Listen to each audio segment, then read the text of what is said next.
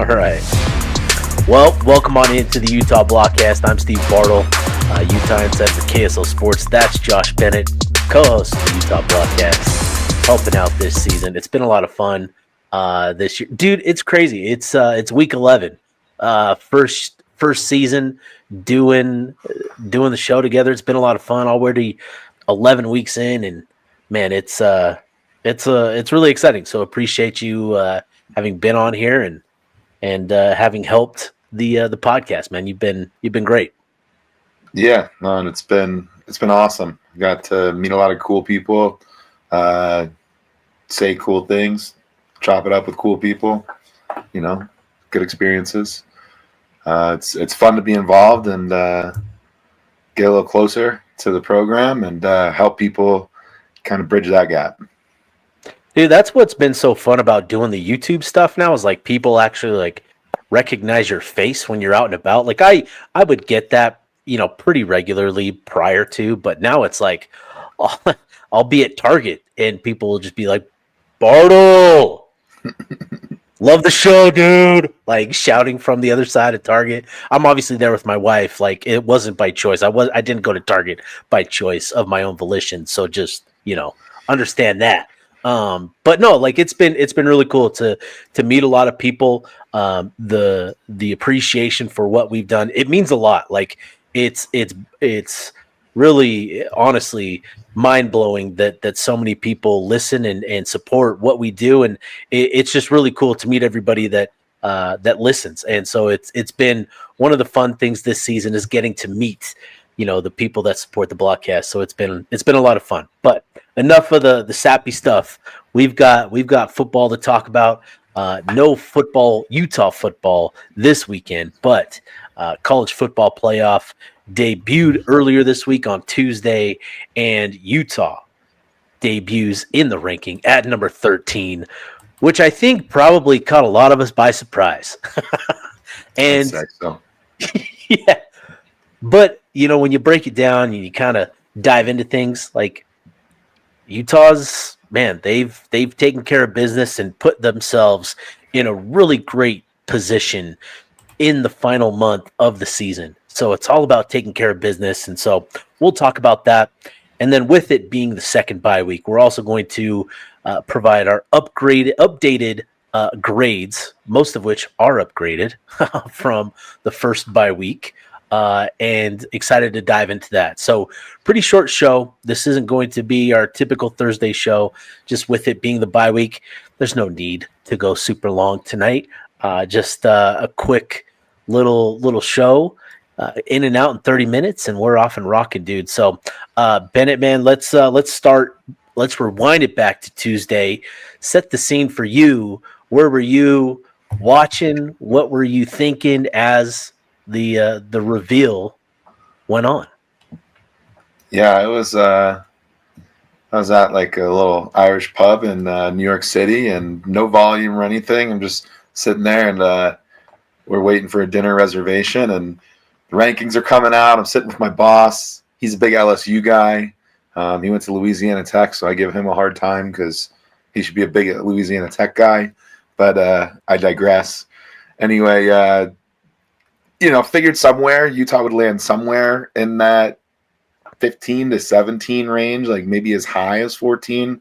Didn't really think that was possible. 17 comes and goes, 16 comes and goes, 15 comes and goes, and it's like, oh, wow, like, whoa, Utah's going to be ranked 14th. And my boss is like, what if Utah's not going to be ranked? And I'm like, no, there's no way. And then like 14th comes and goes and no Utah. And I'm just like, wait a second, like, is Utah not going to be ranked? Like, 13 comes out. It's like, okay. Which, yeah, no, huge nod of respect. And it gives November football an entirely different meaning, a whole different way to root and watch and enjoy and all of that. So, yeah, that was cool to start off night one in New York City. To see that number 13 come through felt good. Yeah, pretty similar experience. Once you got to 14, the panic sort of hit where you're just like, oh boy, they're not going to do Utah that dirty, are they? And sure enough, no, they just had them ranked a little higher than we were anticipating. And I think, frankly, when you actually like dive into everything, obviously everybody has said it now. I swear there's a tweet from everybody now that talks about the metrics love Utah. And Utah's done a lot. Obviously, they've had some great performances. They've had some dominating performances this past month, and their only two losses have come against two top 10 teams, and I think that's really significant. But then you look at some of the wins that they have on their resume, and some of those wins that those programs have, and it's encouraging. So I think Utah is in a good spot, and they're going to need some help for sure down the stretch, but as long as they take care of business, they're going to be in a great spot. Like as long as they run the table like they need to finish the season, they're going to be in a pretty good spot. So want to hear from the chat as well. Already got some questions coming in. Ben, I'll get to yours because that's an important one, but yeah, send some questions, send your comments, your thoughts, and yeah, we'll make sure to highlight those throughout the show. So please feel free to comment, to post your questions. We'll run through a quick Q&A later in the show as well. So, but yeah, want to get everybody's thoughts on the CFP ranking, and I better spell ranking correct before I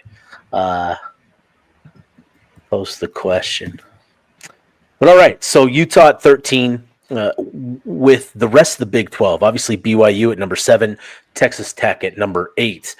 What do you think that says about how the committee is currently viewing the Big 12? And is it obviously it's a nod of respect? I think we understand that, but how much faith do we have in the committee maintaining that level of respect moving forward? Not a lot of faith until you see them do the right thing at some point in time. But no, they very firmly put the Big 12 in higher regard than the ACC, which is nice if you're a fan of a Big 12 team. They are also very heavy on like the SEC. You look at that stretch of things, but this opens the door for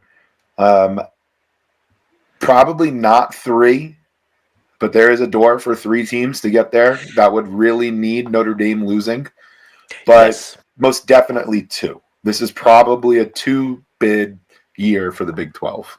Yeah, I agree. The fact that we're here November 4th and there's at least a path for 3 teams, right?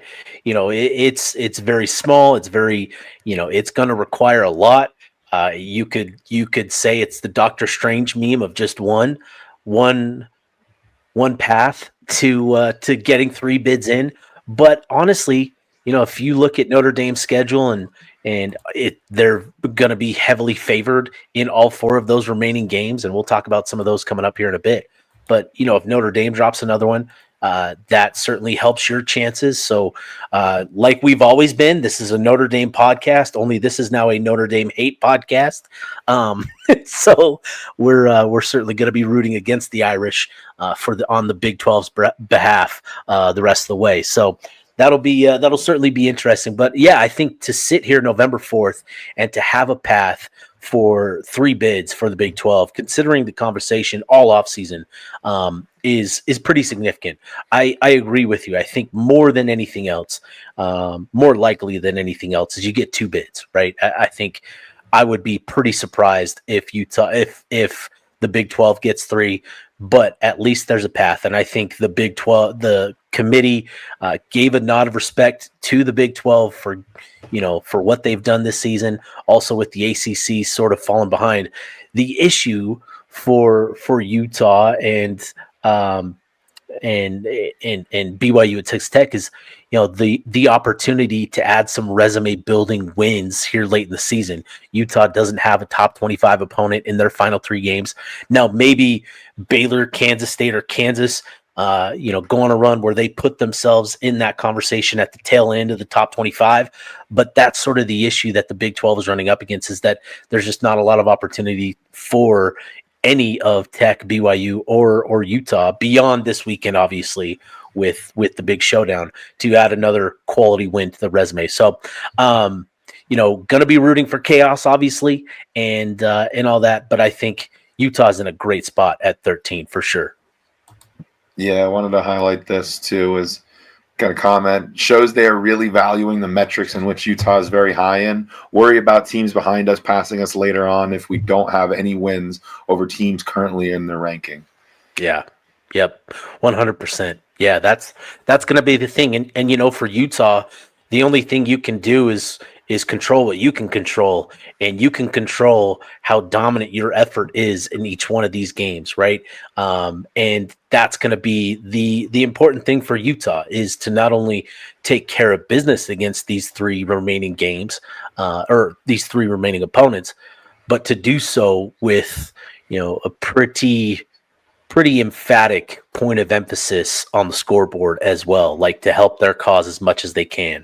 So, I think it's Utah's got to do all that they can to control what they can control, but you're going to be needing some help. And Paul Utah says best, like, has Notre Dame beaten anyone this year to deserve anything? And really, you look at the resume, it's a win over USC, and I think 6-7 straight wins now, after going 0-2, but they have the win over USC, but the rest of their resume, not that impressive, but they do have a top 25 win on their resume. So that's the tough thing. Like Utah does too. Well, obviously with Cincy falling out, like it was a number 17 win.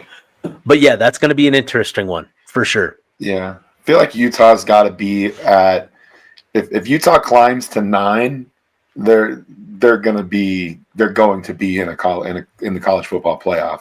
You get to 10, things could get a little bit funny still, just because like maybe an ACC team from the outside. Not 10. I think 10 would 10 actually lock it in, because if you're 11 or 12, you could get kicked out, right, for an ACC team or a G5 team. So 10 would lock it in. 10 is the goal. If you can get to 10, you're in a really, really good spot. Like, it would be shocking if you don't get an invite ranked 10th. Then it just becomes what happens conference championship weekend. Right. Yep. And again, you look at the 4 teams ahead of Utah, directly in front of Utah: Oklahoma at 12, Texas at 11, Notre Dame at 10.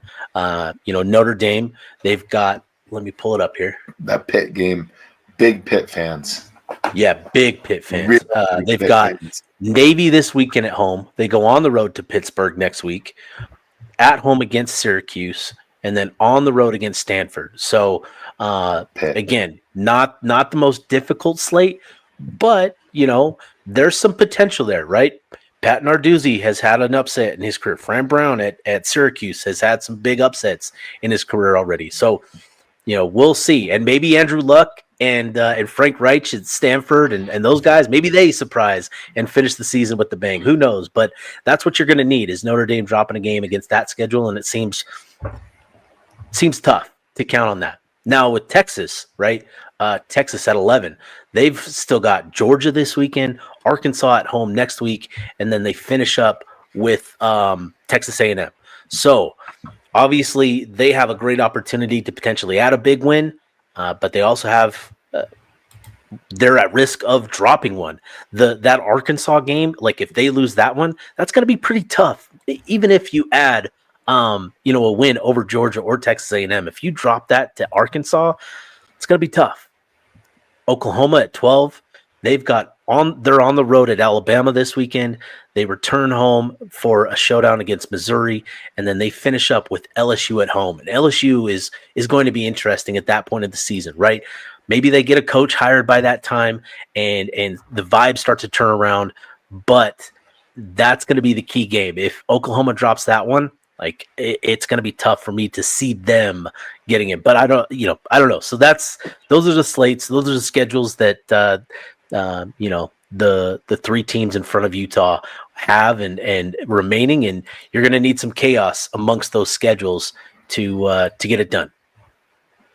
Yeah, I think the biggest thing to underline is just the committee respects. There's a good nod of respect to Utah, the way Utah's winning, but then also that subjectivity that goes into these votes, right? Like Utah's kind of been that, been building into that brand. That's a year in, year out competitor, and this would, Utah gets in at 10-2 without playing in Arlington.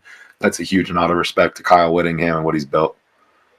No, for sure, and I think that would be a great way for Kyle Whittingham to potentially end his career, and we'll see. Yeah, so we'll see on that.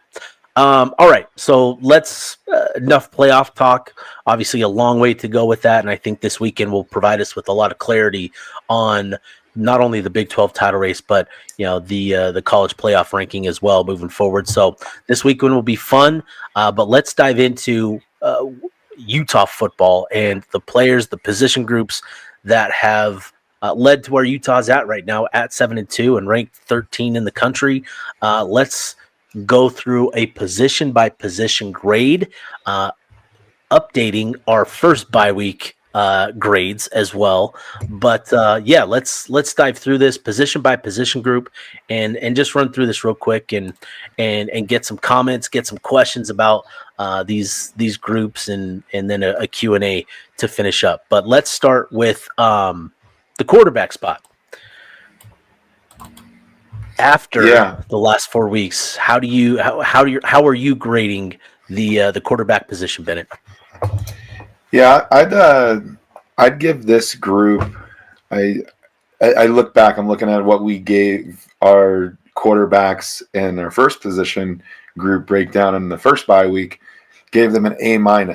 So I want to give the quarterbacks an A- again, but I feel like I'm still needing to see something from the throw game. So I'd go B+. Not complaining, not nitpicking, just need to see more on that throw side of things. And I totally understand that we might not see that for a long time because Utah's finding what it wants on the ground. And that's what this team will do week in and week out until somebody can stop it. So, B+. Hard to give it an A without seeing the ball move through the air.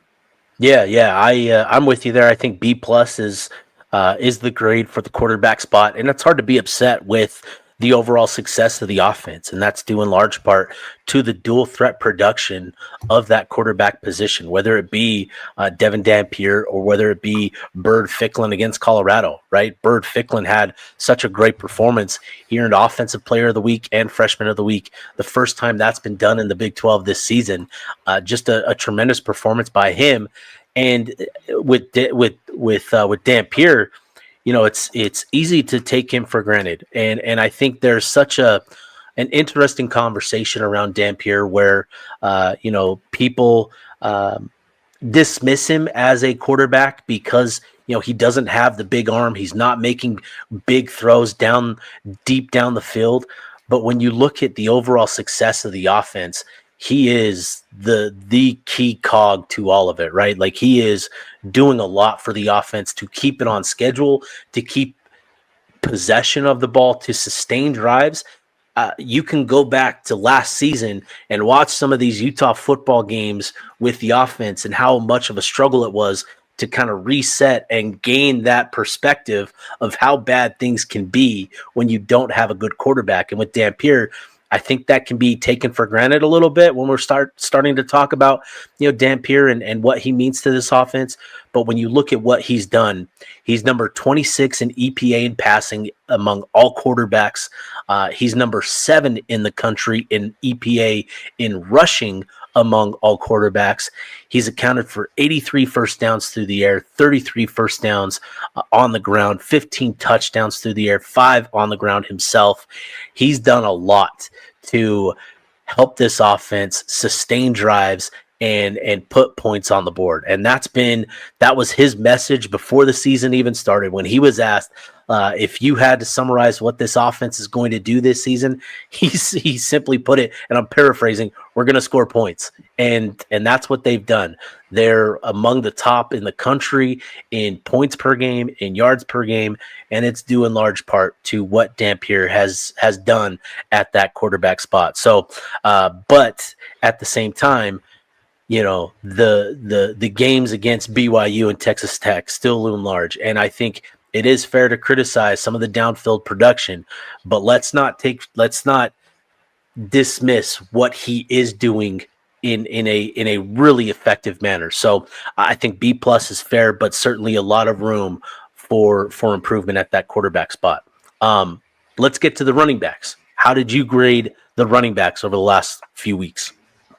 Yeah, I think the running backs are really starting to settle in, and seeing Wayshawn run away with things a little bit. Yeah. It feels like starting to see a little more that bell cow, if you will. If you look at what we had them graded going into the bye week, the first bye week, B-. I'd give them an A- here. I think they've been about as good as they can. There was the BYU game, didn't really get to run anything up the middle. Feels like Utah hasn't been running between the tackles as much, so you see Nikari getting less production. But Utah's been really strong at just attacking those edges, and that's more Wayshawn's game, and it's been fun to watch him kind of come into his own and get 2 games in a row passing that 100-yard mark. That's a big number for running backs to hit, and it's an important number. And seeing him get that twice in a row, it's good. Seeing him healthy, taking more reps, getting more touches is good. It feels like he's healthy into the more important stretch of the season.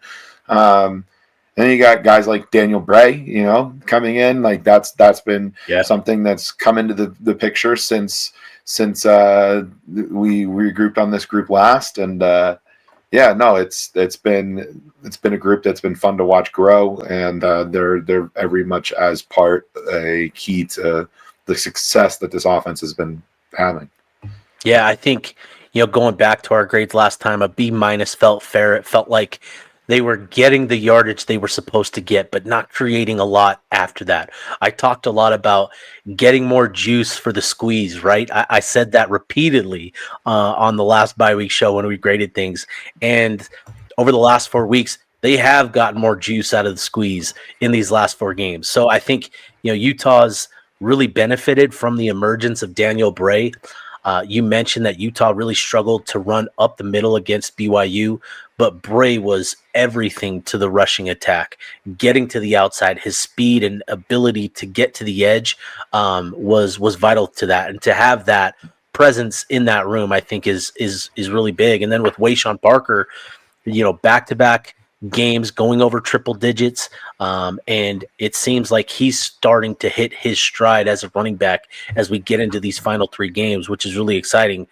But getting back to the conversation around getting more juice from the squeezes, the first 5 games, Utah running backs only averaged 2.66 yards after contact in the first 5 games. Just not a lot of yards after contact. But over these last 4 games, that number's risen to 3.13 yards after contact. Now, it's not just they're getting a half yard more after contact per carry. It speaks to an increase in big gains after contact. And to this point, going back to the month of August and September, the first 5 games of the season, Utah was 4th in the Big 12 in rushes of at least 10 yards, with 32 gains of at least 10 yards. In the month of October, in 4 games alone, that number was 32. So they hit the same number in 1 fewer game this past month, hitting that. And then not only that, runs of at least 20 yards. They did that 11 times this past month, these last 4 games.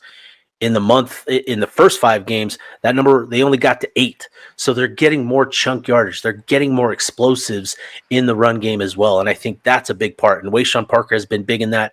Daniel Bray has been really big in that as well. And I think for me, that's been the biggest difference is they're getting more explosives. They're getting more yards after contact. And that's been the big difference for me. So I give this group an A minus, a pretty big improvement from the last time we did this.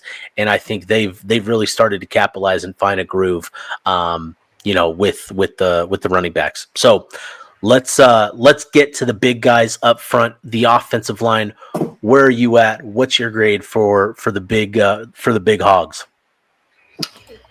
Yeah, it's hard to not like what you're seeing out of the running game, and a lot of that comes from the push that's generated up front by the big hogs, as you put them. So, going into the first bye week, we graded them out at a B plus. I would say they're still at that B plus level. I think that Texas Tech game still kind of looms a little large. Like to see this unit go against another really good defensive front, and that's where I think you could give the group, get them into that A territory. But gotta love what you see. Especially when you get into some of those plays with the downfield blocking. You talk about some of those chunk plays with the running yards, like seeing Spencer Fana blocking at the third level is a lot of fun. But yeah, I mean, on the average play in and play out, they're leading the way to an offense that's getting nearly 500 yards week in, week out. Yeah, I'm with you. I think this group is still a B plus and maximizing as much of a B plus type grade as they can get. It's just needing to see that against really elite competition, right? Those big games, the BYU game, wanted to see a little bit more push up front, up the middle, right? That sort of thing. Like that's the type of thing that we're waiting on for this group. But in terms of just the week in, week out against the rest of the schedule, they've been as dominant as any group in the country. But just needing to see that next level from this group, I think is what we're waiting on. But all of the numbers are still really, really, really good, right? Pass pro numbers, run blocking numbers. We can talk about line yards, which I love. We can talk about time to sack and all of that. They're doing all that they can to maximize what they're doing as big blockers. It's just needing to see that against in a big game. Like that's where we're at with this group. So yeah, B plus. I think that's totally fair. Now this is going to be interesting. Wide receivers and tight ends. Would be curious to see if this has changed at all. I gave this group a B minus. What did you give this group? Yeah, so we split them out, wide receivers and tight ends. So wide receivers we gave a B minus, and tight ends gave an A minus. If we're combining the two, I'd probably say B. But if we're just separating them out, wide receiver, I'd probably be B minus there, and for the tight ends, I'd probably go B plus. So yeah, I'd average them out at a B. On the wide receiver side of things, it's hard because you got a guy like Ryan Davis who I'd grade an A, but you need to have option 2 and option 3. And although it hasn't been something that's burned Utah for the most part this season, it's still just nice to have extra reliable targets. So hard to get higher than a B minus with only having one reliable go-to guy. Yeah, that's exactly where I'm at with this group. Is Ryan Davis is doing all that he can. He is top 5 in the Big 12 in a number of receiving categories. Number 2, only behind Jordan Tyson. If I had told you in the summer that Ryan Davis would be the number 2 receiver behind only Jordan Tyson in the Big 12, you would have laughed. You would have laughed in my face. You would have slapped me probably. You would have done all types of things, mocked me and said I was some crazy homer. But no, he's sitting here, number 2 in receptions, number 2 in yards. I think number 4 in yards per game. Like he is doing a lot, and he's doing a lot of the heavy lifting for Utah. It's just they need somebody else to emerge, and there's been a couple of guys that have flashed. At times. It's been J.J. Buchanan. It's been Larry Simmons. Last week, Creed Whittemore got into the end zone.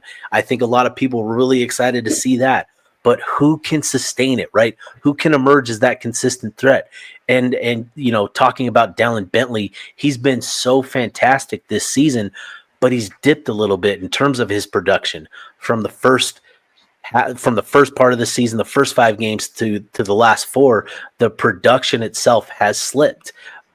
I don't know that that's his fault per se. He's still giving tremendous effort as a blocker, and I hate to ding that group because of what he's doing there. And also, you got Semi Tawalongo, who's been a contributor there. Lander Barton's still playing there.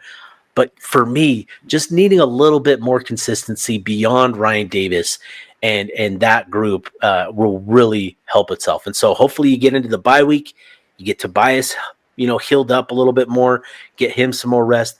You get some more time to develop chemistry with some of these other guys. And maybe, over the final 3 games, we start to see that emerge. But for me, this group, receiver, tight end, B- as a whole, just because the production. And part of that, too, is the fact that the run game has been so effective that Utah hasn't really needed to throw the ball all that much. That's what I was going to add. When you're winning by 4+ touchdowns, most of the time it's hard to throw it and let them back into the game or something, make mistakes or just whatever. So, yep, for sure. All right, let's transition to the defensive side of the ball. What did you give the defensive line group? I'd say, all things considered, been the most impressive unit on the team for me, week in and week out. We gave this unit an A in the first bye week. I'm going to keep them with that A.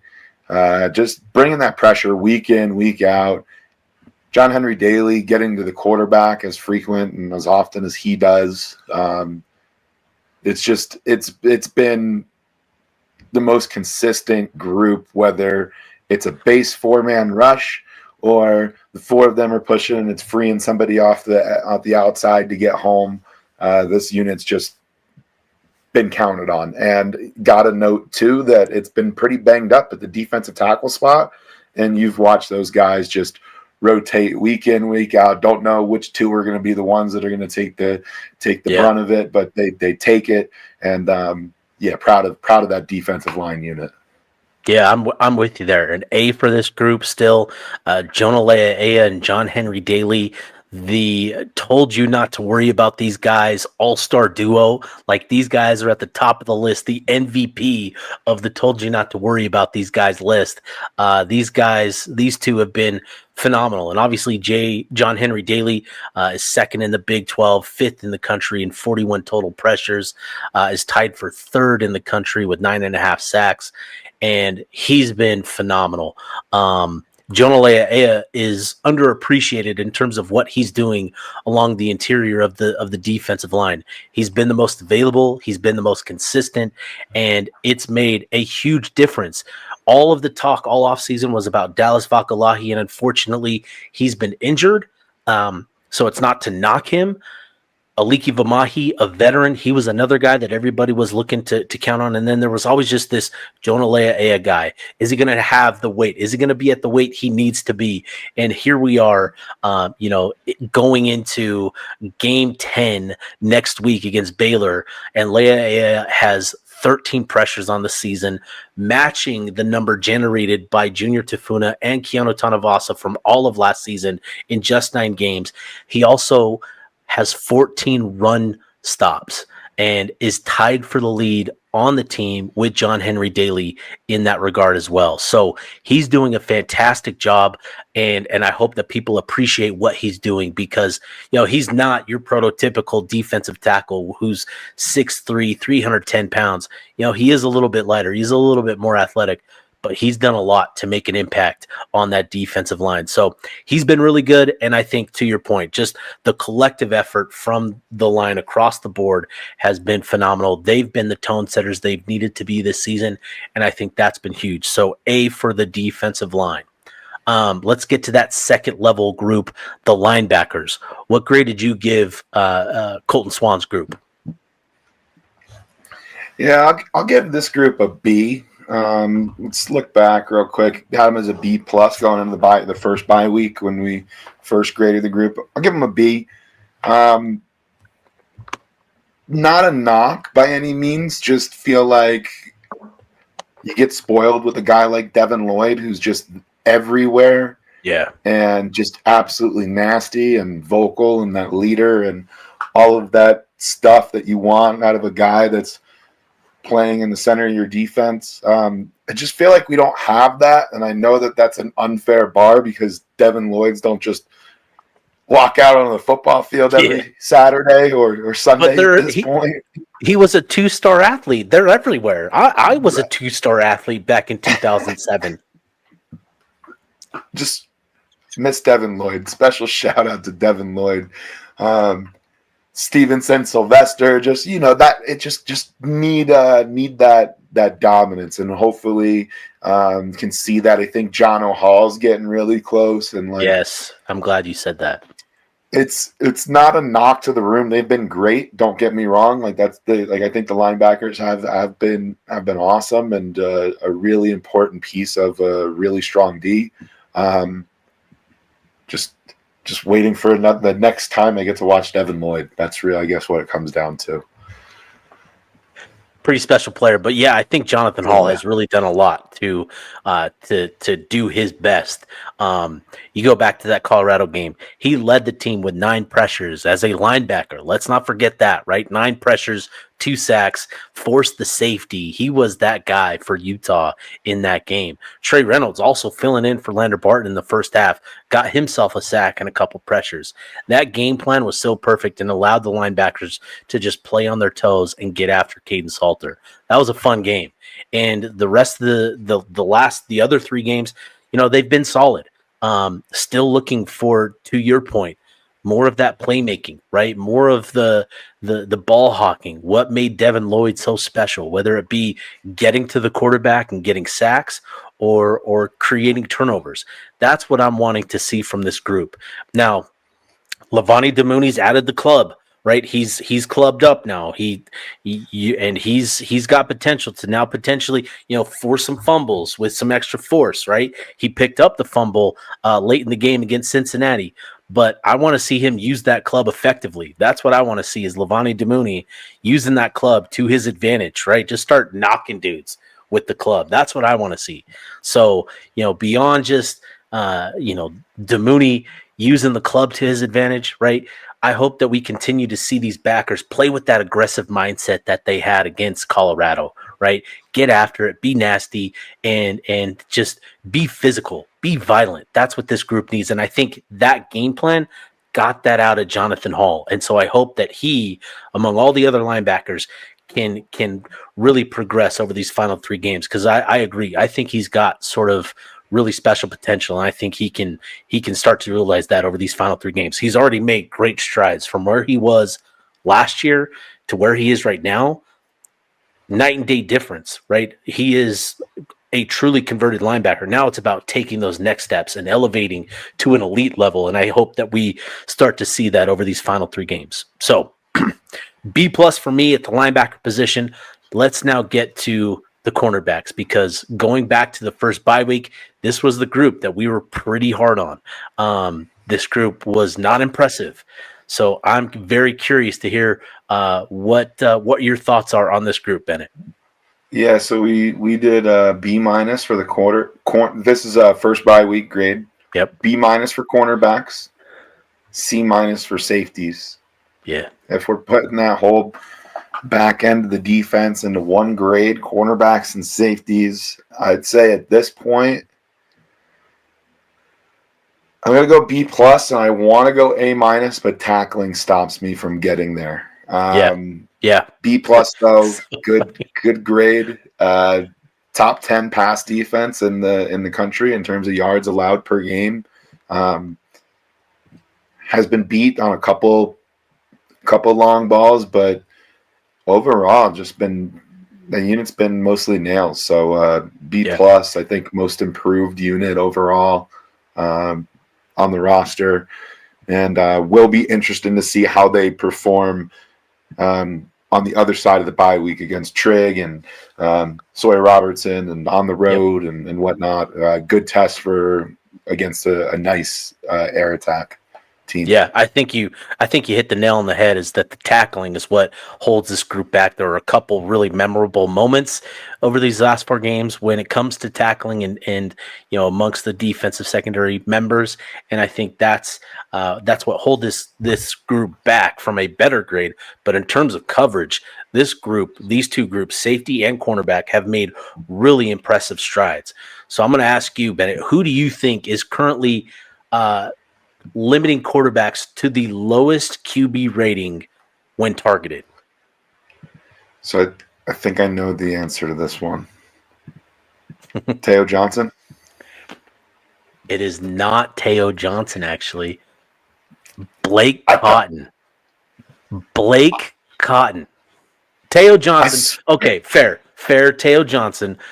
Fair. I'm speaking more to the cornerback, but Teo Johnson, 2.8 rating when targeted that's absurd. Like, that's crazy. Yeah. It doesn't feel real. It feels like one of those where he played one snap and like got a breakup and it's a 2.8 rate. That's insane.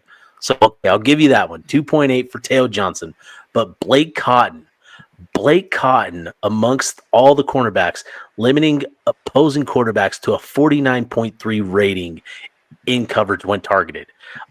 You go back to what he looked like the first 5 games of the season, just to kind of give you some perspective on how far he's come. So in the first 5 games, he gave up 2 receptions on 3 targets against UCLA, 1 of 2 against Cal Poly, 2 of 2 against Wyoming, 2 of 4 against Texas Tech, and then 1 of 2 against West Virginia. So, a little over, about 60% reception when targeted. I think he finished up, let me do quick math here, 8 of 6, 8, 10, 13, 8 of 13 for receptions when targeted. So that was the first 5 games. Over the last 4 games, 1 of 6 allowed for receptions against Arizona State, 1 of 4 against BYU, 1 of 3 against Colorado, 3 of 10 against Cincinnati. That is phenomenal improvement from Blake Cotton, pre and post, from before the bye week and after the bye week. He has really developed and emerged into what Utah thought they were getting in him. Just kind of that grizzled veteran that would always get back up, forget about the last play, and just move on and keep playing at a really high level. He's really taken to the coaching, really taken to the development, and I think his improvement reflects positively on the rest of the group, because the rest of the group has made similar strides as well.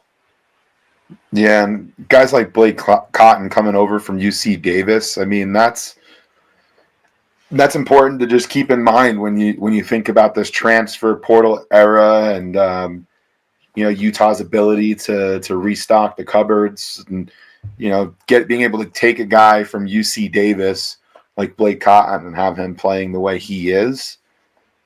You can always compete if you're able to evaluate and develop like that. Yep, no matter how much money you do or don't have.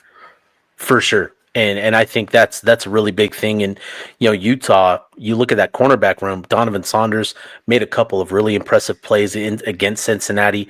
He's depth. He still has another year. Then they have another kid in J.C. Hart that they're really excited about, really optimistic about. He's going to need an offseason to continue working on things.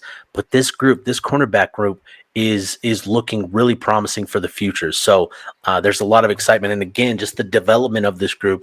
And to hit on the safeties, I don't want this to be just cornerback specific, but I think Jackson Benny's presence at safety, playing strong safety, which has allowed Teo Johnson to move back to center field and free safety a little bit more, has really kind of helped Teo, first and foremost. That's helped him, and it's benefited everybody else around them. I think Benny's presence at strong safety, the versatility that he has to play a little bit of free and a little bit of strong, a little bit of everything, has really helped Teo to not have to be that guy. And he can focus more on being that free safety, that center fielder, which is what he's been able to do over the last couple games, and has really kind of helped him get back on that upward trajectory in his own game. So, it's not just that the corners are improving, the safeties are improving as well. Just again, the tackling, and it's not just Teo Johnson. It's it's Smith Snowden. It's Scooby. It's Blake. All of these guys need to improve as tacklers, and I think that's going to be the key, especially in these next 3 games, because you're going to face some passing attacks with Baylor. Jalen Daniels is going to throw the ball around. That's going to be key, is individual one-on-one tackling in those games. Obviously assuming if a pass is completed, first of all.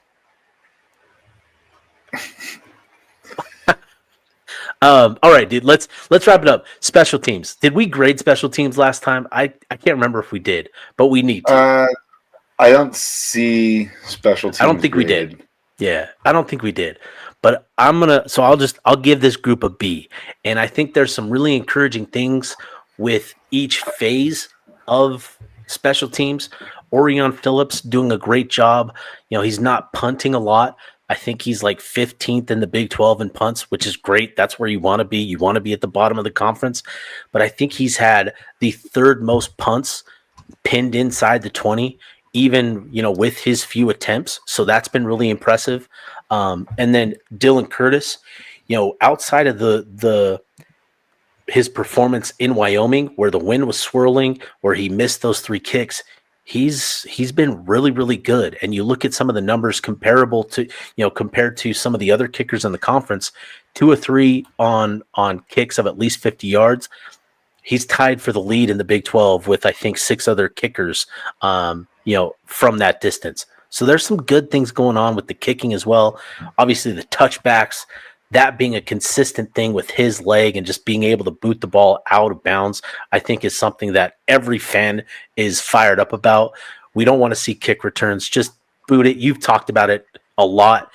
And then, obviously, with special teams, Mana Carvalho and what he's been able to do. And it's been a roller coaster of a ride. It's been uneasy. There's been some white knuckle grip, type stuff at moments with him. But I think he's really found a groove as a punt returner. He is among the top punt returners in the country, averaging, I think, over 15 yards per return.